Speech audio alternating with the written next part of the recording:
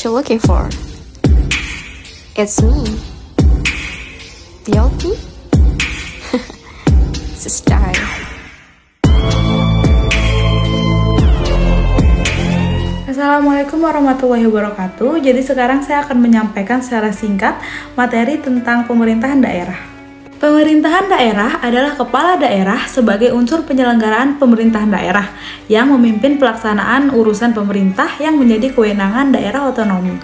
Otonomi daerah menurut Undang-Undang Nomor 9 Tahun 2015, otonomi daerah adalah hak, wewenang, dan kewajiban daerah otonom untuk mengatur dan mengurus sendiri urusan pemerintahan dan kepentingan masyarakat setempat dalam sistem Negara Kesatuan Republik Indonesia.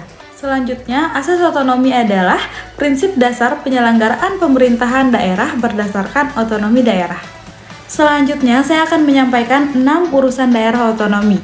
Yang pertama, urusan pemerintah wajib adalah urusan pemerintah yang wajib diselenggarakan oleh semua daerah. Yang kedua, urusan pemerintahan pilihan adalah urusan pemerintahan yang wajib diselenggarakan oleh daerah sesuai dengan potensi yang dimiliki daerah. Yang ketiga, pelayanan daerah adalah pelayanan publik untuk memenuhi kebutuhan dasar warga negara.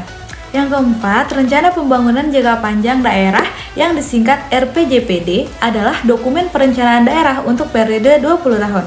Yang kelima, rencana pembangunan jangka menengah daerah yang disingkat RPJMD adalah dokumen perencanaan daerah untuk periode 5 tahun. Kemudian yang terakhir yaitu rencana pembangunan tahunan daerah yang disebut rencana kerja pemerintah daerah atau biasa disingkat dengan RKPD adalah dokumen perencanaan daerah untuk periode 1 tahun. Selanjutnya ada 3 asas dalam menyelenggarakan otonomi daerah. Nah, yang pertama yaitu asas sentralisasi. Asas sentralisasi merupakan konsekuensi dari negara kesatuan. Konsepsi dasar pemerintahan dalam negara kesatuan adalah suatu rancangan yang harus dibangun di atas fondasi sentralisasi. Semua kewenangan berada di tangan pemerintah pusat. Tugas pemerintah yang semakin luas tidak dapat dilaksanakan secara maksimal oleh pemerintah pusat sehingga menimbulkan asas dekonsentrasi. Yang kedua yaitu asas dekonsentrasi. Dekonsentrasi adalah penugasan kepada pejabat atau dinas-dinas yang mempunyai hubungan hierarki dalam suatu badan pemerintahan untuk mengurus tugas-tugas tertentu yang disertai hak untuk mengatur dan membuat keputusan dalam masalah-masalah tertentu. Pertanggungjawaban terakhir tetap pada badan pemerintahan yang bersangkutan. Dekonsentrasi dalam Undang-Undang Nomor 5 Tahun 1974, Pasal 1 huruf F adalah pelimpahan kewenangan dari pemerintah atau kepala instansi vertikal tingkat atas kepada pejabat-pejabat di daerahnya.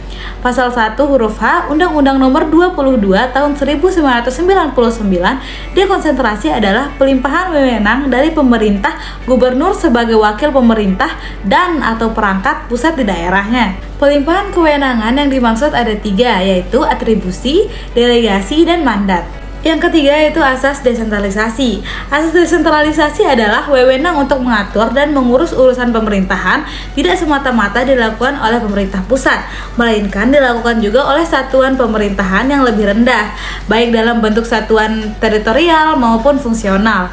Satuan pemerintahan yang lebih rendah diserahi dan dibiarkan mengatur dan mengurus sendiri sebagian urusan pemerintahan. Baik, sekian penjelasan dari saya. Semoga bermanfaat. Terima kasih sudah menonton.